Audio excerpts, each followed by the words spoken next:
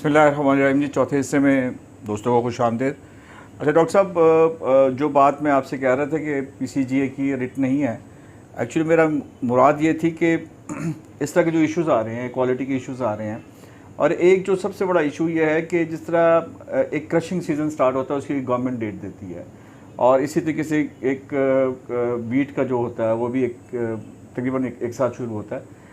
अब cotton season कोई नहीं है, किसी की मर्ज़ी होती है, मई एंड में भी फैक्ट्री चला देता है, कोई जून में भी चला देता है, और उससे क्या होता है कि वो जो प्लकिंग होती है शुरू वाली, उसमें क्वालिटी आपसे बेहतर कौन जानता है कितने इश्यूज़ आते हैं।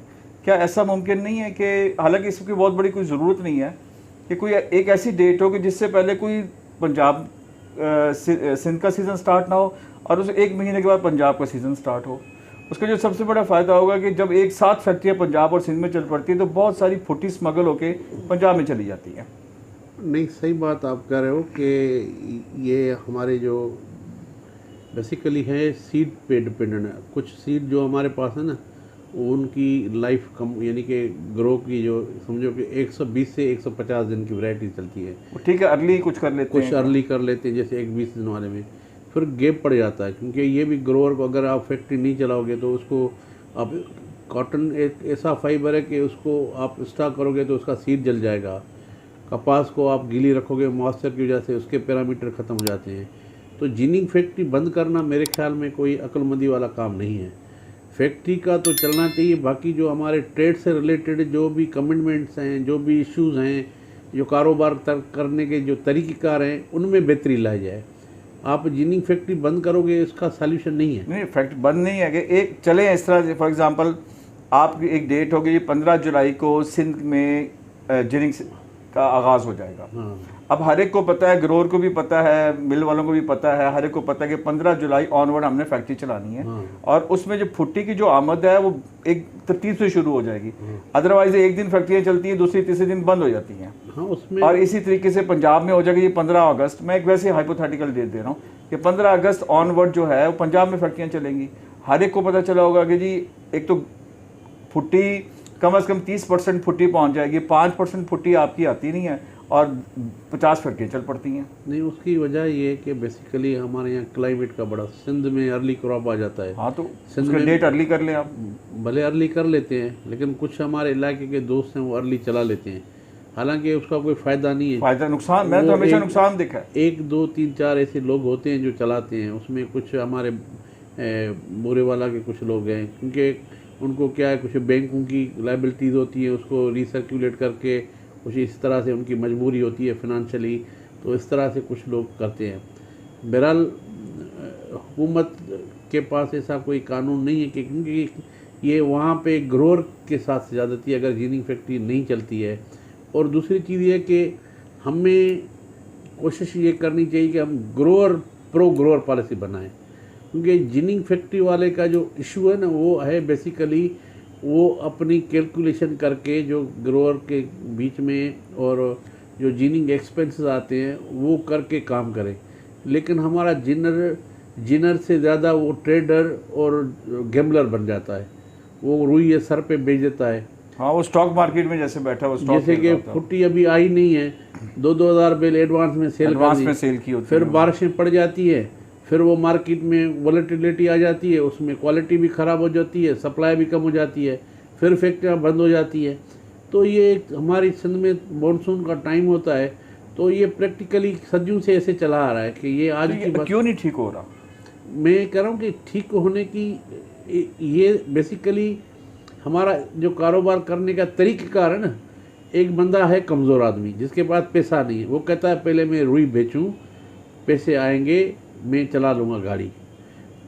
कुछ लोग हैं इकनॉमिकली फिनंशियली साउंड है, फिनंशियली वो पैसे वाले लोग हैं, वो होल्ड करके रुई बेचना चाहते होंगे। लेकिन ये है कि जिनिंग सेक्टर में यानी कि 3 तरह के फिनंशियली, एक है मीडियम साइज़ का बंदा है जिसकी पोजीशन मीडियम है, एक कमज़ोर आदमी है। तो कमज़ोर आदमी अपने आप को सर्वाइवल देने के लिए वो ये गेम खेलता है, अगर उसका दाव लग जाए तो वो सर्वाइव कर जाता है, नहीं तो फिर वो बंद हो जाता है। इसी तरह इस साल हमारे यहाँ पे 2-3-4 यूनिट पिछले 2-3 जो इसी तरह से काम करते थे। शिदातपुर में भी 2 फैक्ट्रियाँ थी, इसी तरह हमारे यहाँ हैदराबाद में भी थी, तो वो डिफ़ॉल्ट कर गए, लोगों के पैसे भी यानी कि तकलीफ से दे रहे हैं। तो ये इसी तरह से ट्रेड में ऐसे 2-4-5% लोग होते हैं, लेकिन मेजॉरिटी जो लोग हैं ना वो अपनी यूनिटी अपने ट्रेड को नहीं, मेजॉरिटी सही टाइम पे चलाते हैं और वो सोच समझ के चलाते हैं। लेकिन ये चंद लोग जो है 8-10-12 ही लोग होंगे, ये फैक्ट्री इतनी जल्दी चला देते हैं और उसके 2-3 दिनों के 4 दिनों के बाद फिर बंद कर देते हैं। उससे ग्रोअर भी खराब होता है, बायर भी खराब होता है, मार्केट में वो डिमांड एंड सप्लाई का इशू आ जाता है। कोई नहीं, न ग्रोअर को खराबी होती है न मार्केट खराब होती है, वो डिमांड एंड सप्लाई का टाइम होता है। हमारी मिल वालों को भी रुई की ज़रूरत होती है, तब वो मौसर वाली रुई भी उठा लेते हैं, बारिशी रुई भी उठा लेते हैं। लेकिन हम क्यों ना एक डेट रख दें, क्रशिंग सीजन की तरह एक डेट रखते हैं। डेट की बात ऐसा आइडिया हो सकता है? डेट में कह रहा हूँ कि हमारे पास जो क्रॉप आती है मई के एंड में यानी कि जून के स्टार्ट में आ जाती है। इस दफ़ा तो मई में आ गई थी। अगर फुट्टी आप जिनर नहीं लेगा तो कौन लेगा, उसको तो चला नहीं है ना। तो एक आधा फैक्ट्री वाला चल जाता है जो समझता है कि मैं शुरू से चला लूँ।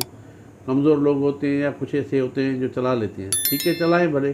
जो मेजॉरिटी जो फैक्ट्री हमारे यहाँ चलती है लोअर सिंध में, वो 15 जुलाई के बाद ही चलती है। हाँ जी।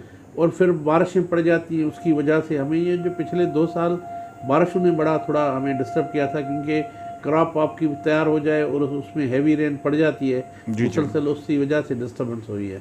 ठीक हो गया। अच्छा ये बताएं कि जो एक बड़ा इशू है, केसीए कहाँ पे है इस पूरी गेम में? हम केसीए को कहीं नहीं देख रहे। केसीए 1932 से केसीए जो मैं समझता हूँ तब ख़त्म हो गई जब हेज मार्केट बंद हुई थी। हाँ जी। केसीए का सवाए अभी बॉडी के और कुछ भी नहीं है। कोई आपने देखा हो सवाए स्पॉट रेट, वो भी पता नहीं किसके कहने पे लगाते हैं, क्या लगाते हैं उनको। पीसीजी चेयरमैन आपको नहीं पता इसके मैकेनिज्म क्या है? मैकेनिज्म का तो सारा पता है, लेकिन आप एग्री नहीं मैं खुद केसीए का मेंबर हूँ, लेकिन एक जो सोच है ना वो प्रोडक्ट नहीं है जो मुल्क के लिए। एक बड़ी स्टेटमेंट चेयरमैन किसी चेयरमैन से मुंसलिक मार्केट में घूम रही है, सच है या गलत है वो कहते हैं, मतलब मैं उनसे बात भी नहीं हुई, शायद आप बेहतर कर सकें। वो कहते हैं कि जी कॉटन हो इस मुल्क में या ना हो, केसीए ने रहना है। नहीं, केसीए का काम कुछ रह नहीं गया ना। देखो केसीए कराची स्टॉक एक्सचेंज नाम है ना केसीए, कॉटन एक्सचेंज एक्सचेंज तो है नहीं, तो क्या रह गया है काम? अगर उसमें कोई बिजनेस होती, कोई हेज मार्केटिंग होती, फिर है इसका काम है। अभी बस वैसे ही फार्म एक बॉडी बनी हुई है उसको, और कोई तो फंक्शन ही नहीं है ना उनकी। जो देखो ना जो उनके दायरे में काम आता था उसका जो नाम है उसमें यही है कॉटन। यानी आप समझ देंगे केसीए का आगे फर्दर कोई रोल प्रोडक्टिव आप नहीं देखते? क्या करेंगे वो? कराची कॉटन एसोसिएशन जो है कोई प्रोडक्टिव 1932-33 से एक अदारा अपनी फालियत को करता। कॉटन एक्सचेंज में हेजिंग होती थी, काम होता था, ट्रेड होता था, अल्टरनेटिव आपके पास सब्सिट्यूट था कि आप अपनी मार्केट में स्टेबल रह सकें, काम कर सकें। अगर आपके पास बायर नहीं है तो आपने मार्केट में बेच दिया, हेज मार्केट में। अगर आपके पास शार्ट हो तो आपने ले लिया। तो ये चीज़ें क्या आप नहीं समझते कि अगर काम नहीं है तो उनको काम कम से कम कॉटन के रिवाइवल के लिए पीसीजीए या एप्टमा के अंदर कोई ब्रिज बनना चाहिए? उनके भी आपस में ताल्लुकात हैं। नहीं, कोई एक देखो ना ब्रिज इफेक्टिव रोल अदा करना बनता चाहिए है जिसका इंटरेस्ट होता है। इंटरेस्ट अभी जैसे ब्रोकर है उनका जिनर के साथ भी इंटरेस्ट है, इसी तरह उनका मिल वाले के साथ भी बिल्कुल है। मिल और जिनर के साथ में ब्रोकर ब्रिज बन सकते हैं जी। ग्रोअर और मिल वाले के बीच में हम जिनर ब्रिज बन सकते हैं। तो ये है कि हम सबका यानी कि हम एक लेक ऑफ कोऑर्डिनेशन है। मैं कहता हूँ हमें यानी कि हर 2-3 महीने में 1 महीने में मीटिंग ज़रूर होनी चाहिए जो भी हम स्टेक होल्डर हैं, तो हमें एक दूसरे का पता चले कि दुनिया अपने आप को कितना अपग्रेड कर गई, तो हम कहाँ जा रहे हैं। तो एक दूसरे का हाथ यानी कि हाथ में हाथ डालेंगे तो बेहतरी हो सकती है। एक बड़ा सेंसिटिव इशू है डॉक्टर साहब, पता नहीं आपकी नॉलेज में है, अगर है क्या आपने सोचा 50,000 से ज़्यादा बेल्स की फुट्टी इस दफ़ा अफगानिस्तान से स्मगल होकर आई है without any duty. National exchequer को नुकसान पहुंचा, और वो यहाँ पे पहुँची, और वो कितना बड़ा देखिए, वो 50,000 काउंट हुई है आपके फिगर्स के अंदर। सही। और ये 50,000 में मोहताज फिगर कम का हुआ है कि 10 से 20 ट्रक डेली आए हैं सितंबर ऑनवर्ड्स। और ये नोश की दालबदीन साइड से आए हैं। और इसके ऊपर इस पूरा स्कैम को मैं फॉलो अप ले रहा हूँ। ये 50,000 बेल भी अगर हम मिनिमम देख लें तो ये तो एक बहुत बड़ा लॉस है। नहीं, आप बात सही कहते हो। देखो नहीं, ये हमारी बॉर्डर का काम है, देखना, उसको संभालना। ये तो कपास है, ये और नहीं, इस केस को आप टेकअप करें गवर्नमेंट के सामने, कहेंगे जी ये तो ऑलरेडी हम नहीं पैदा कर सकते। बात ये कि हमारा जो असल हमारी इंडस्ट्री बंद हो गई है, उसके लिए ही हम रेडियाँ इतनी की है कि उसको कोई सुनने वाला नहीं है। आप सोचो, हम इस मुल्क में बैठे हुए हैं, 1200 में से 800 फैक्ट्री बंद हो जाए, हाँ जी, उसका कोई आपसे पूछे, कोई आपको बीमार आदमी घर में कोई बंदा बीमार होता है, बड़ा जुल्म है। अड़ोस पड़ोस वाला आके पूछता है जी। ये इंडस्ट्री बंद हो गई, कोई पूछने वाला नहीं है, ना कोई फेडरल गवर्नमेंट, ना कोई प्रोविंशियल गवर्नमेंट, नहीं कोई ऐसी कोई पॉलिसी मेकिंग इदारा हो हमसे। डॉक्टर साहब इसको टेकअप करें आप, ये तो बहुत बड़ा जुल्म हो रहा है इस मुल्क के साथ। बस हम तो आज ये 50,000 है, कल ये 1 लाख हमारे कांधों पे जो वजन बर्दाश्त है वो तो हम तो सारे काम करता है। डॉक्टर साहब छुट्टी भी तो नहीं जो हमारे जो दोस्त है ना, जो ग्रुप में, वो कहते हैं कि पाकिस्तान की जो मुआशी हालात है ना, वो भी पीसीजे दोस्तों ने बना दी। सो मैंने अपने दोस्तों को कहा कि पाकिस्तान को खुशहाल बनाना है, आप पीसीजे वाले पाकिस्तान के हर इलाके में मौजूद हो, इकट्ठे हो, हम इसकी इकानमी को बड़ा करें, क्योंकि हमारा कॉट इकोनॉमी है। अगर आप करेंगे तो वाकई आपका रोल तो सबसे बड़ा होना चाहिए। हम कर रहे हैं इंशाल्लाह। हमने एक भरपूर मुहिम चला रखी है। आपने मरोड़ों में देखा, हमने 1000 बंदे हमारे मेंबर ने इकट्ठे किए। हमने उनको यही है कि भाई मुल्क में किसान प्रो पॉलिसी बनाओ, प्रो किसान पॉलिसी बनेगी तब हमारा मुल्क खुशहाल होगा। जब तक किसान खुशहाल नहीं होगा तो न जिनर होगा न मिल वाला होगा, क्योंकि हमारा रॉ मटेरियल कास्ट करने वाला ग्रोअर जिंदा रहेगा तो हमारी इंडस्ट्री भी रहेगी, हम भी रहेंगे। नहीं तो यही होगा कि वो बेचारा चला जाएगा दूसरे क्रॉप पे। हमारा डॉक्टर साहब एक आखिरी सवाल है, और ये ब्रोकर्स की तरफ से एक सवाल है। ये जो मिलें जिन्होंने लाखों करोड़ों रुपए जिनर्स के दबाए हुए हैं, और सारा प्रेशर अब ब्रोकर पे आ जाता है, उसके ऊपर वो ब्रोकर बेचारा जिसकी इतनी पसली नहीं होती, उसने वो बोटी के लिए अपनी मेहनत कर रहा होता है, बहुत छोटी सी कमीशन के लिए मेहनत करता है। एक तो बल्कि एक सवाल और इसके बाद, उस पर कोई पीसीजी कोई रोल ऐसा अदा कर सकता है कि वो उस जिनर की भी मदद करे? और हमने अभी भी अपने मेम्बरान से पूरी लिस्ट मंगवाई है, एक कमेटी बनाई है, वो कमेटी अपना काम कर रही है कि जो जो मिल वाले हैं उनसे राब्ते में हैं। आप अपना ब्रोकर देखो ना, एक चीज़ होती है तो जिस तरह आप लोग, हमें तो पता नहीं है, क्योंकि हमने तो ब्रोकरों को जो ग्रुप में सुनते हैं देखते हैं कि सिर्फ वो अपनी रात के लिए भागदौड़ करते हैं। कोई नहीं, हम इंशाल्लाह बॉडी बना रहे हैं, हम सारा होमवर्क और वो जिम्मेदारी भी मुझे ही मिली हुई है। आप फोरम बनाओ जी, हम इसके ऊपर फोरम बना रहे हैं। हम सीरियसली, आपका बहुत बड़ा किरदार हो सकता है, यानी कि एप्टमा और जिनर के बीच में, क्योंकि कम्युनिकेशन गैप बहुत बड़ा है। हाँ जी, इसको हम किस तरह फिल करें? ये कम्युनिकेशन गैप भी तो है। मैं एप्टमा में भी कुछ बड़े लीडर, अभी बिजनेस लीडर से मैंने बात करनी है, मैं अभी रिवील नहीं कर सकता।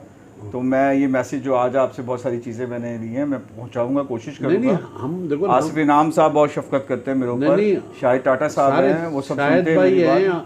मियाँ अब्दुल्ला साहब सफ़ायर वाले हैं, बशीर अली मोहम्मद हैं। मैं जाऊंगा फर्दन, मैं कोशिश करके टाइम लेके उनसे बात करूंगा। जो एज ए ब्रोकर मैं कर सकता हूँ, आई डू इट इंशाल्लाह। सही, ब्रोकर अपनी जो भी उनकी रिस्पॉन्सिबिलिटी अगर संभाल लेना, बहुत सारे मसाइल हैं जो ब्रोकर की मिसअंडरस्टैंडिंग की वजह से जिनर और एप्टमा होते हैं।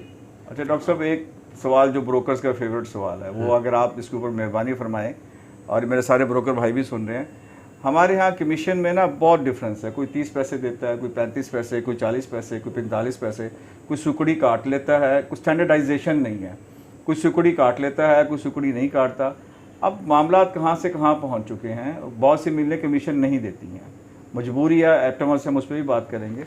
अगर इधर से भी हमें कमीशन पूरा नहीं, मतलब मिनिमम कमीशन जो मेरे ख्याल में इन हालात में, कारोबार भी सुकड़ते जा रहे हैं, 50 पैसे, जब आप अपनी फिजिबिलिटी कम करते हैं तो 50 पैसे का कमीशन, और अगर टैक्स कटता है, टैक्स काटे, उसका चालान भी हमें दें। हाँ। तो कि इस सिलसिले में आप अगर कोई वर्किंग कर लें कि एक स्टैंडर्डाइजेशन हो जाए, 50 पैसे कमीशन सारे इलाके हमें आप जो भी चीज़ है ना, एक ब्रोकर के वैसे से हमें एप्लीकेशन दें, ठीक है, कि ये सही हमारी कमीशन बननी चाहिए, ये हमें टैक्स लगता है।